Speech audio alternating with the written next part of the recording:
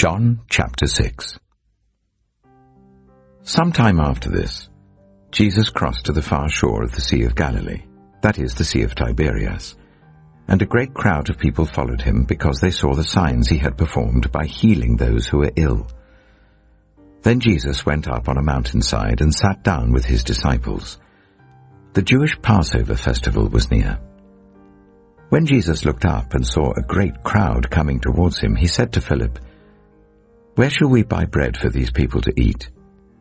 He asked this only to test him, for he already had in mind what he was going to do. Philip answered him, "It would take more than half a year's wages to buy enough bread for each one to have a bite." Another of his disciples, Andrew, Simon Peter's brother, spoke up. "Here is a boy with 5 small barley loaves and 2 small fish. But how far will they go among so many?" Jesus said, "Make the people sit down." There was plenty of grass in that place, and they sat down. About 5,000 men were there. Jesus then took the loaves, gave thanks, and distributed to those who were seated as much as they wanted. He did the same with the fish. When they had all had enough to eat, he said to his disciples, "Gather the pieces that are left over, let nothing be wasted." So they gathered them and filled 12 baskets with the pieces of the 5 barley loaves left over by those who had eaten. After the people saw the sign Jesus performed, they began to say, "Surely this is the prophet who is to come into the world." Jesus, knowing that they intended to come and make him king by force, withdrew again to a mountain by himself. When evening came, his disciples went down to the lake, where they got into a boat and set off across the lake for Capernaum. By now it was dark, and Jesus had not yet joined them. A strong wind was blowing, and the waters grew rough. When they had rowed about 3 or 4 miles, they saw Jesus approaching the boat, walking on the water, and they were frightened. But he said to them, "It is I, don't be afraid." Then they were willing to take him into the boat, and immediately the boat reached the shore where they were heading. The next day, the crowd that had stayed on the opposite shore of the lake realized that only one boat had been there, and that Jesus had not entered it with his disciples, but that they had gone away alone. Then some boats from Tiberias landed near the place where the people had eaten the bread after the Lord had given thanks. Once the crowd realized that neither Jesus nor his disciples were there, they got into the boats and went to Capernaum in search of Jesus. When they found him on the other side of the lake, they asked him, "Rabbi, when did you get here?"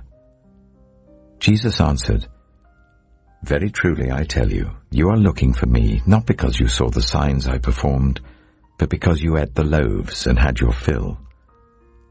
Do not work for food that spoils, but for food that endures to eternal life, which the Son of Man will give you.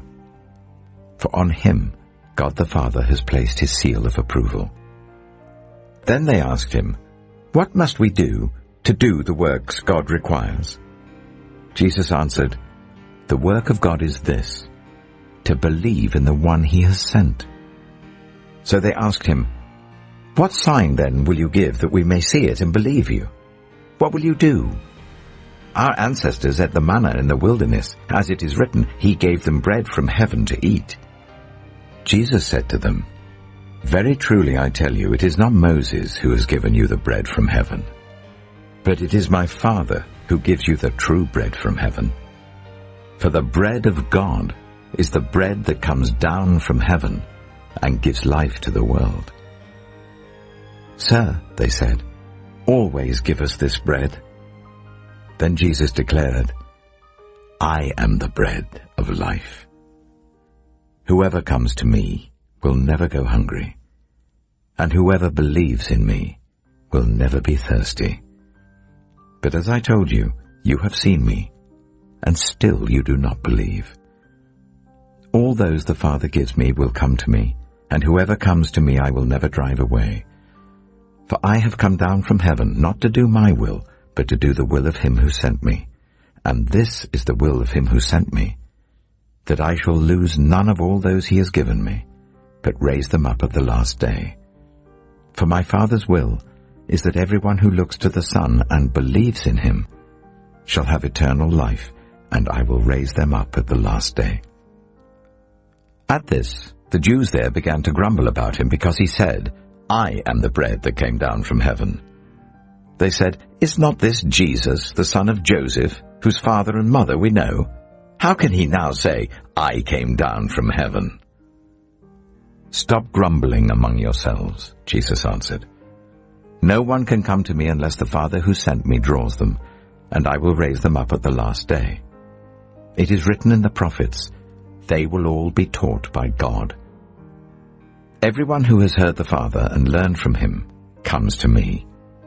No one has seen the Father except the one who is from God. Only he has seen the Father. Very truly I tell you, the one who believes has eternal life. I am the bread of life. Your ancestors ate the manna in the wilderness, yet they died. But here is the bread that comes down from heaven, which anyone may eat and not die. I am the living bread that came down from heaven. Whoever eats this bread will live forever. This bread is my flesh, which I will give for the life of the world."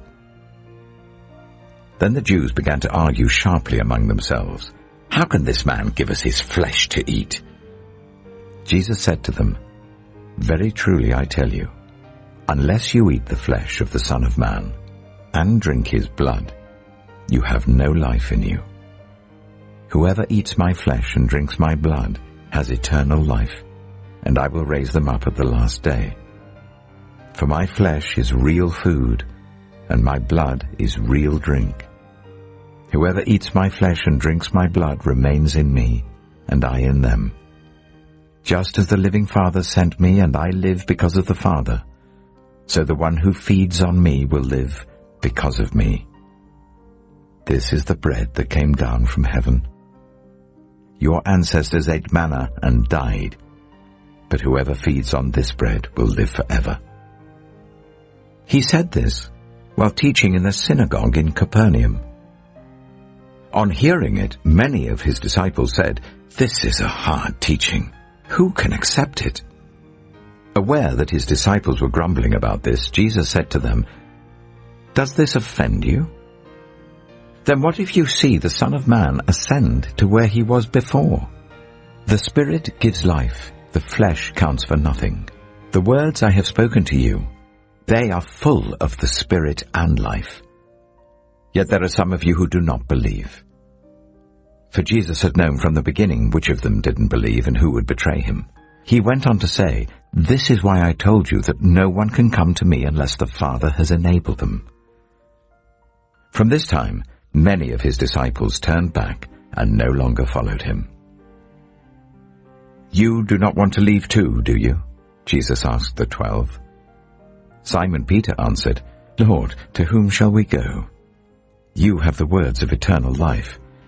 We have come to believe and to know that you are the Holy One of God." Then Jesus replied, "Have I not chosen you, the 12? Yet one of you is a devil." He meant Judas, the son of Simon Iscariot, who, though one of the 12, was later to betray him.